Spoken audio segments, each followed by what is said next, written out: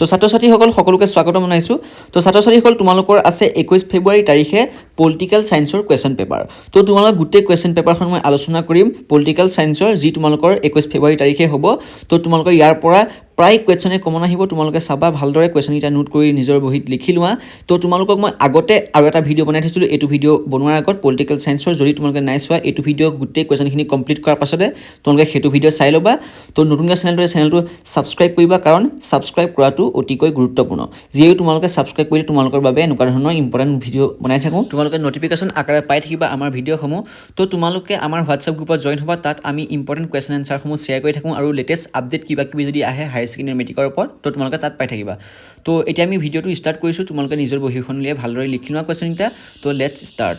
তো ইয়াত তোমালোকৰ প্ৰথমটো কুৱেশ্যন আহিলে যে ইয়াত এটা 1 নম্বৰীয়া কুৱেশ্যন আহিছে, গুৰুত্বপূৰ্ণ কুৱেশ্যন। ভাৰতে নতুন অৰ্থনীতি নীতি কোন চনত প্ৰৱৰ্তন কৰিছিলে? উত্তৰটো তোমালোকে লিখিবা যে 1991 চনত প্ৰৱৰ্তন কৰিছিলে। তো ডাইৰেক্ট মই উত্তৰটো কৰিছোঁ, তোমালোকে এনেকৈ গোটেই কুৱেশ্যনটোৰ লগত সজাই লিখিবা যে ভাৰতে নতুন অৰ্থনৈতিক নীতি 1991 চনত প্ৰৱৰ্তন কৰিছিলে। তো পৰীক্ষা বহীত তোমালোকে তেনেদৰে লিখিবা। তাৰপিছতে খ নম্বৰ কুৱেশ্যনটো আহিলে, এইটো 1 নম্বৰীয়া কুৱেশ্যনে।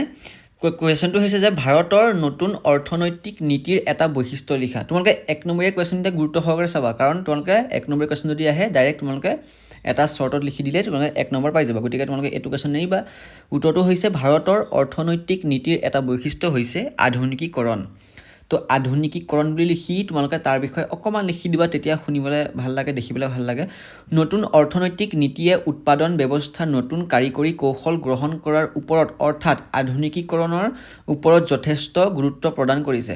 উন্নত প্ৰযুক্তিবিদ্যা প্ৰয়োগৰ বাবে ভাৰত চৰকাৰে সকলো বিদেশী সহযোগিতাৰ অনুমোদন জনাইছে। তো এইটো কুৱেশ্যনৰ উত্তৰটো এইটো। তাৰপাছতে 5ৰ কুৱেশ্যনটো আহিলে যে তোমালোকৰ ঘৰ নম্বৰ কুৱেশ্যনটো, মণ্ডল আয়োগ কোনখন চৰকাৰে গঠন কৰিছিলে? তো উত্তৰটো হৈছে মণ্ডল আয়োগ জনতা পাৰ্টীৰ চৰকাৰে গঠন কৰিছিলে। আৰু তোমালোকে এইটো কুৱেশ্যন যদি তোমালোকে আগৰ পৰা জানা তেনেহ'লে তোমালোকে কমেণ্ট বক্সত জনাবা। কুৱেশ্যনটো হৈছে মণ্ডল আয়োগ কোন চনত গঠন কৰা হৈছিলে? তো 1979 চনৰ 1 জানুৱাৰী তাৰিখে মণ্ডল আয়োগ গঠন কৰা হৈছিলে। তো এইটো চিম্পুল কুৱেশ্যনৰ চিম্পুল উত্তৰ। তাৰপাছৰ কুৱেশ্যনটো আহিলে যে কাশীৰাম কোন আছিলে? তো উত্তৰটো হৈছে কাশীৰাম বহুজন সমাজ পাৰ্টীৰ জনদাতা অৰ্থাৎ জন্মদাতা আছিলে। দ্বিতীয় কুৱেশ্যনটো আহিলে DS4 কি? এইটো কুৱেশ্যন তোমালোকৰ পৰীক্ষাত আহিব 21 তাৰিখে। উত্তৰটো হৈছে DS4 হৈছে 1981 চনত কাশীৰামৰ উদ্যোগত গঠিত দলিত ঘোষিত সমাজ সংঘৰ্ষ সমিতি। তো ভালদৰে তোমালোকে উত্তৰটো চাবা।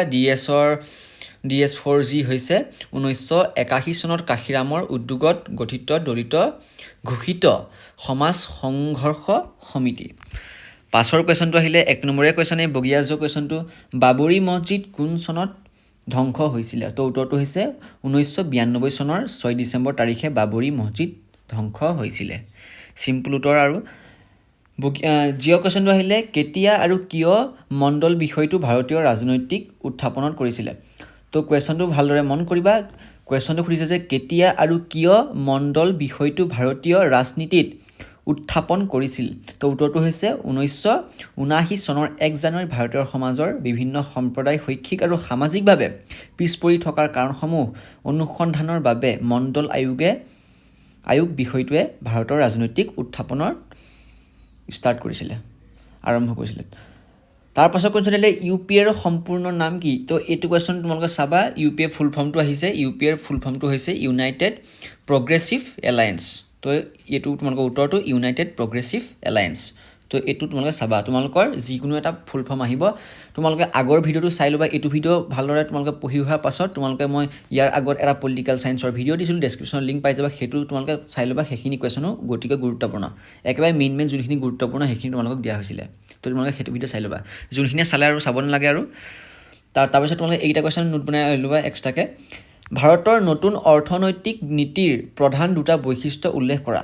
তো এইটো কুৱেশ্যন তোমালোকৰ পৰীক্ষাত আহিলে 2 নম্বৰ আহিব বা 3 নম্বৰো আহিব পাৰে, কাৰণ তোমালোকে এনেকৈ অকণমান বহলাই লিখিব লাগিবতো। মই বহুত দীঘলকৈ বহলাই দিছোঁ, তোমালোকে অলপ শ্বৰ্টকৈ লিখিলেও হ'ব, কোনো কথা নাই, লংকৈ লিখিলেও তোমালোকে বেছি ভাল হয়। উত্তৰটো হৈছে ভাৰতৰ নতুন অৰ্থনৈতিক নীতিৰ প্ৰধান বৈশিষ্ট্য দুটা হ'ল, 1 নম্বৰটো হৈছে উদাৰীকৰণ আৰু 2 নম্বৰটো হৈছে অৰ্থনীতিৰ বিশ্বায়ন। তো তোমালোকে উদাৰীকৰণৰ এইটো যিটো পেৰাগ্ৰাফ আছে, পেৰাগ্ৰাফটো তোমালোকে লিখি ল'বা। কৈছোঁ মই, নতুন অৰ্থনৈতিক নীতিয়ে ভাৰতত ৰাষ্ট্ৰৰ অপ্ৰয়োজনীয় নিমন্ত্ৰণৰ নিয়ন্ত্ৰণৰ পৰা অৰ্থনীতি মুক্ত হোৱাৰ বাবে ব্যৱস্থা গ্ৰহণ কৰিছে। অৰ্থনীতিৰ উদাৰীকৰণ আৰু নীতিৰ ক্ষেত্ৰত স্বচ্ছতা আনিবলৈ 1981 চনত গ্ৰহণ কৰা নতুন উদ্যোগ নীতিয়ে বিনিয়োগ নিৰ্বিশেষে সকলো ধৰণৰ ঔদ্যোগিক নিগমৰ বাবে ঔদ্যোগিক অনুজ্ঞাপত্ৰ ব্যৱস্থাৰ বিলোপ সাধন কৰিছে। মই অলপ প্ৰনাউন্সিয়েশ্যনটো তোমালোকৰ ভুল হ'ব, তোমালোকে এইটো শুদ্ধ কৰি ল'বা। আৰু মই অলপ স্পীডত গাই দিছোঁ যে 2 নম্বৰটো হৈছে অৰ্থনীতিৰ বিশ্বায়ন। তো এইটোৰ বিষয়ে তোমালোকে লিখি দিবা। ভাৰতে নতুন অৰ্থনৈতিক নীতি প্ৰৱৰ্তনৰ দ্বাৰা অৰ্থনৈতিক বিশ্বায়নৰ প্ৰত্যাহ্বান গ্ৰহণ কৰিছে। তাৰপিছত তোমালোকে অৰ্থনীতিৰ বিশ্বায়নৰ সৈতে মোকাবিলা কৰাৰ বাবে ভাৰতৰ নতুন অৰ্থনৈতিক নীতিত বিভিন্ন ব্যৱস্থা সন্নিৱিষ্ট কৰা হৈছে। তো এইটো কুৱেশ্যন ক্লিয়াৰ। তোমালোকে ভালদৰে ভিডিঅ'টো ৰখাবা, নহ'লে তোমালোকে ভিডিঅ'টো ডাউনলোড কৰিব বা তোমালোকৰ কথা আৰু। তো পাছৰ কুৱেশ্যনটো আহিলে তোমালোকে নেশ্যনেল ফ্ৰণ্টে কোন চনত কেন্দ্ৰত চৰকাৰ গঠন কৰিছিলে? তো উত্তৰটো হৈছে নেশ্যনেল ফ্ৰণ্টে 1989 চনত কেন্দ্ৰত চৰকাৰ গঠন কৰিছিলে। তাৰ পাছৰ কুৱেশ্যনটো এতিয়া 1 নম্বৰ কুৱেশ্যন, নেশ্যনেল ফ্ৰণ্ট চৰকাৰৰ প্ৰধানমন্ত্ৰী কোন আছিলে? তো উত্তৰটো হৈছে নেশ্যনেল ফ্ৰণ্ট চৰকাৰৰ প্ৰধানমন্ত্ৰী আছিলে বিশ্বনাথ প্ৰতাপ সিং। এইটো কুৱেশ্যন গতিকে গুৰুত্বপূৰ্ণ। পাছৰ কুৱেশ্যনটো আহিলে 1991 চনৰ নিৰ্বাচনত কোন দলে কেন্দ্ৰত চৰকাৰৰ গঠন কৰিছিলে? তো কেন্দ্ৰত চৰকাৰৰ গঠন কৰিছিলে। তো এইটো হৈছে তোমালোকৰ উত্তৰটো 1991 চনৰ নিৰ্বাচনত কংগ্ৰেছ দলে কেন্দ্ৰত চৰকাৰ গঠন কৰিছিলে। তো সকলোৱে জানা আৰু বহুতে নাজানিব পাৰা, তোমালোকে চাই ল'বা। পাছৰ কুৱেশ্যনটো আহিলে পৰৱৰ্তী কুৱেশ্যনটো, নেশ্যনেল ফ্ৰণ্ট চৰকাৰৰ বাহিৰৰ পৰা কোন কোন ৰাজনৈতিক দলে সমৰ্থন দিছিলে? তো উত্তৰটো হৈছে নেশ্যনেল ফ্ৰণ্ট চৰকাৰৰ বাহিৰৰ পৰা ভাৰতীয় জনতা পাৰ্টি, বাও মৰ্চা দল যেনে ভাৰতীয় কমিউনিষ্ট পাৰ্টি, মাৰ্ক্সবাদী আদি দলে সমৰ্থন দিছিলে। তো তোমালোকৰ যিকেইটা মই এতিয়া কুৱেশ্যন কৈ আছোঁ, তোমালোকৰ প্ৰতিটো পাঠৰ পৰা ইম্পৰ্টেণ্ট বাছি দিয়া হৈছে। তো তোমালোকে এতিয়া নোট বনাবা ভালদৰে, তাৰপিছত পৰীক্ষা দিনা ভালকৈ পঢ়ি যাবা। এতিয়াৰ পৰা পঢ়িবা আৰু তোমালোকে পৰীক্ষা দিনালৈ ৰৈ নাথাকিবা। তাৰ পাছৰ কুৱেশ্যনটো আহিলে যে জনতা দল কোন চনত গঠন হৈছিলে? তো উত্তৰটো হৈছে 1977। এইটো কুৱেশ্যন গুৰুত্বপূৰ্ণ। ভাৰতীয় জনতা পাৰ্টি কোন চনত গঠন হৈছিলে? তো হৈছে 1984 চনত। তো এইটো কুৱেশ্যন চাবা তোমালোকে। তাৰপাছত আহিলে যে ইউনাইটেড ফ্ৰণ্ট চৰকাৰত কেইটা ৰাজনৈতিক দল আছিলে? তো উত্তৰটো হৈছে ইউনাইটেড ফ্ৰণ্ট চৰকাৰত 13টা ৰাজনৈতিক দল আছিলে। তো এইকেইটা কুৱেশ্যন গুৰুত্বপূৰ্ণ। পাছৰ কুৱেশ্যনটো আহিলে যে তোমালোকৰ 1980 চনৰ মধ্যকালীন নিৰ্বাচনৰ কাৰণবোৰ কি কি আছিলে? এইটো এটা দীঘলীয়া কুৱেশ্যন। তোমালোকক মই গোটেই পেৰেগ্ৰাফটো দেখাই দিছোঁ এফালৰ পৰা, তোমালোকে গোটেই পেৰেগ্ৰাফটো ভিডিঅ'টো ৰখাই ল'বা, তাৰপাছত তোমালোকে লিখি ল'বা। সকলোকে শ্বেয়াৰ কৰিবা নিজৰ বন্ধু বান্ধৱীসকলে, যাতে আমাৰ টাৰ্গেটটো 80+ টাৰ্গেটটো সফল হয় সকলোৰে ছাত্ৰ ছাত্ৰীৰ অসমৰ। তো তোমালোকে উত্তৰটো লিখিবা যে 1980 চনৰ মধ্যকালীন নিৰ্বাচনৰ কাৰণসমূহ হ'ল। তাৰপিছত তোমালোকে এনেকৈ দিবা, পেৰেগ্ৰাফটো লিখি লোৱা ভালদৰে, ৰখাই ল'বা। তোমালোকে মই এতিয়া ডিছক্ৰিপ্ট কৰি দিছোঁ, তোমালোকে ৰখাই ল'বা। খটো চাবা, চাবা, ঠিক আছে। তো তাৰপিছতে ঘটো চাবা, তাৰপিছত পাছত আৰু এখন আছে তোমালোকৰ, এইখন লাষ্টত লিখি দিবা যে অৱশেষত এই কাৰণসমূহৰ বাবে দেশত 1980 চনত পুনৰ মধ্যকালীন নিৰ্বাচন অনুষ্ঠিত কৰিব লগা হয়।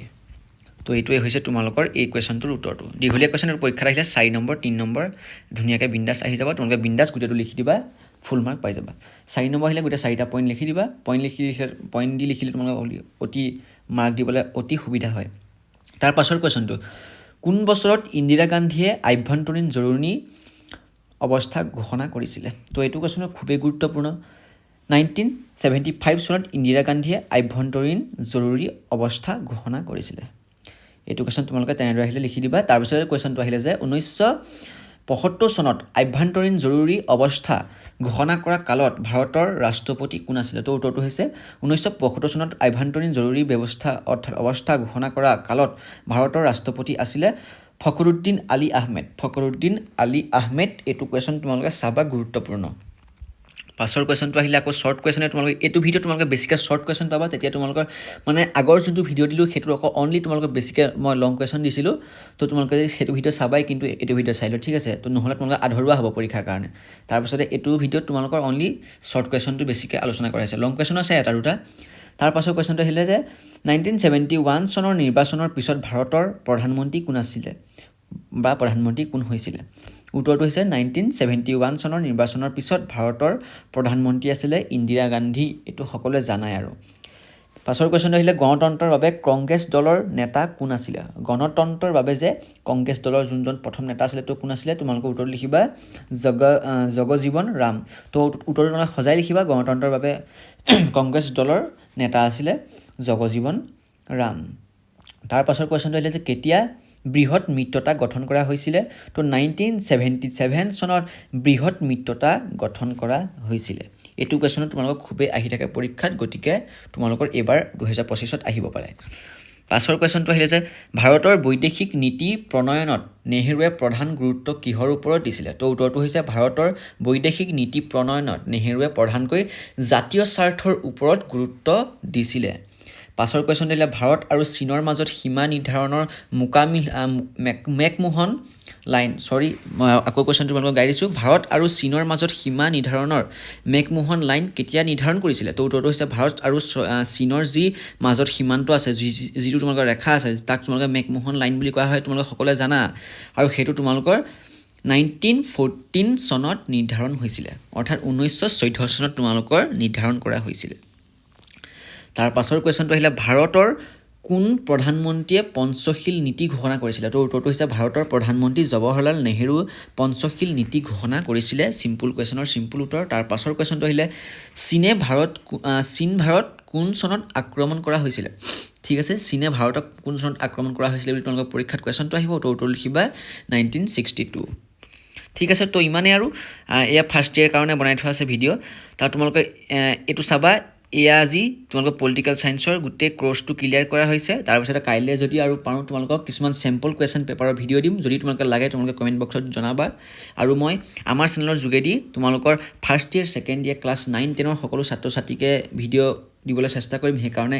এতিয়াৰ পৰা ভিডিঅ' বনাই আছোঁ তো সকলো যিহেতু তোমালোকৰ মাৰ্চত আহি আছে ফাৰ্ষ্ট ইয়েৰ সকলৰ যোনসকল তোমালোকৰ ভাইটি ভণ্টি তেওঁলোকৰ মাৰ্চত আহি আছে পৰীক্ষা চ' তেওঁলোকৰ বাবেও মই ভিডিঅ' বনাই থৈছোঁ তো তোমালোকে চেনেলটো ছাবস্ক্ৰাইব কৰিবা নটিফিকেশ্যন বেলটোত ক্লিক কৰি দিবা আজি পলিটিকেলটো তোমালোক খতম কৰিছোঁ কুৱেশ্যন এনচাৰৰ তাৰপিছত তোমালোকক কাইলৈ পৰহিলৈ তোমালোকক যি পাৰোঁ ডেমো যিমানখিনি ইম্পৰ্টেণ্ট কুৱেশ্যন এনচাৰ পাওঁ তোমালোকক সকলোখিনি শ্বেয়াৰ কৰি থাকিম তোমালোকে হোৱাটছআপ গ্ৰুপত জইন হ'বা হোৱাটছআপ গ্ৰুপতো পাই থাকিবা তো ইমানেই আৰু ধন্যবাদ